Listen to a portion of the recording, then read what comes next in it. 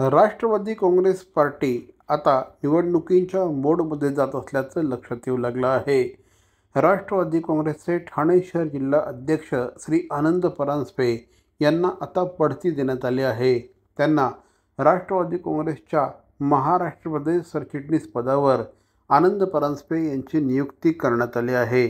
गेल्या अनेक वर्षांपासून श्री आनंद परांजपे यांनी ठाणे शहर जिल्हा अध्यक्षपदाची धुरा वाहिली होती. आता त्यांना बढती देण्यात आली आहे.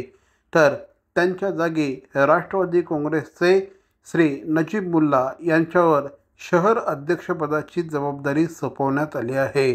नजीब मुल्ला यांनी नुकतेच विधानसभेची निवडणूक श्री जितेंद्र आव्हाड यांच्या विरोधात लढवली होती.